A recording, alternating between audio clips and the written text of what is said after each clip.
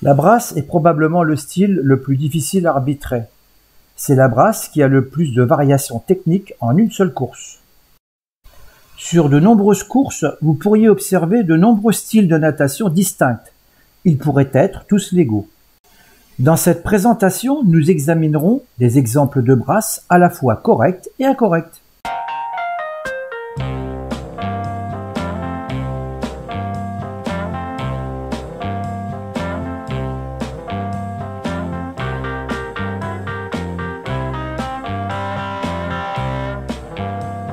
D'abord, nous aborderons le mouvement des bras, puis le mouvement de jambes. Lors de la traction initiale au départ et après chaque virage, les bras peuvent être ramenés jusqu'à la ligne des hanches. La règle autorise un seul coup de pied de papillon, et ce coup de pied de papillon peut être effectué à tout moment avant le premier mouvement de jambes de brasse des nageurs. La tête doit couper la surface de l'eau avant que les mains ne se tournent vers l'intérieur, au moment de la phase la plus large de la seconde traction. Nager légalement, la brasse peut sembler très différente d'un nageur à l'autre, mais un seul mouvement de jambe suivra toujours une seule traction de bras.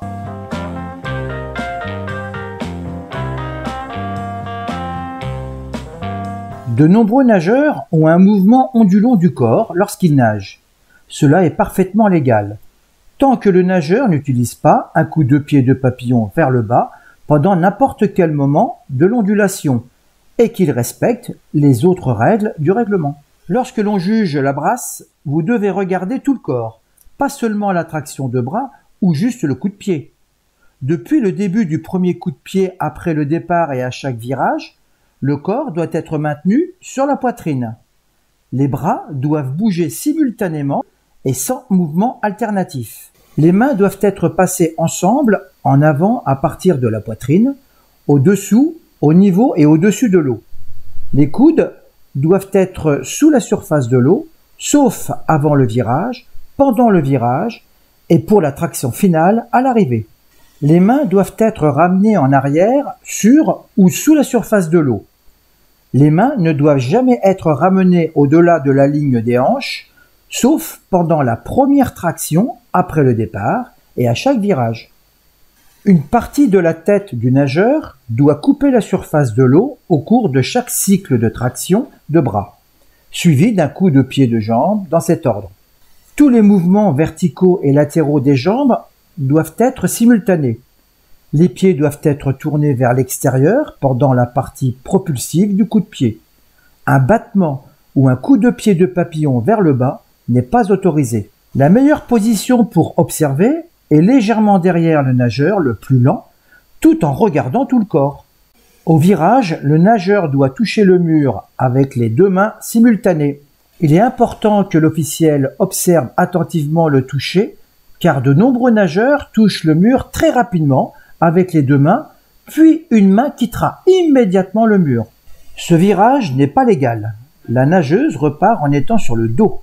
Après avoir observé le toucher, regardez le nageur quitter le mur, puis vérifiez que la position du corps est sur la poitrine. Les mains à l'arrivée doivent également toucher simultanément. Les mains ne doivent pas être nécessairement dans le même plan, mais le toucher doit être simultané. Si les mains ne touchent pas simultanément, ce n'est pas légal et le nageur doit être disqualifié. La tête peut être submergée après la dernière traction de bras avant le toucher au virage et à l'arrivée, à condition qu'elle ait coupé la surface de l'eau à un moment donné au cours de n'importe quelle partie du dernier cycle de nage complet ou incomplet de brasse.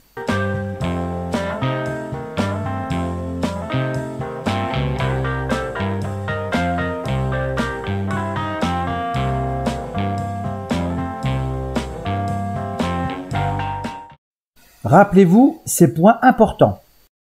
Au départ et au virage, un seul coup de pied de papillon peut être effectué à tout moment, avant le premier mouvement de jambe. Après ce premier mouvement de jambe, un battement ou un coup de pied de papillon vers le bas n'est pas autorisé. Après le départ et à chaque virage, les mains peuvent être ramenées jusqu'à la ligne des hanches. La tête doit couper la surface de l'eau à chaque cycle composé d'une traction de bras et d'un mouvement de jambes effectué dans cet ordre. Les mains doivent toucher le mur simultanément à chaque virage et à l'arrivée. Rappelez-vous, si vous n'êtes pas sûr de ce que vous avez observé, le doute bénéficie aux nageurs.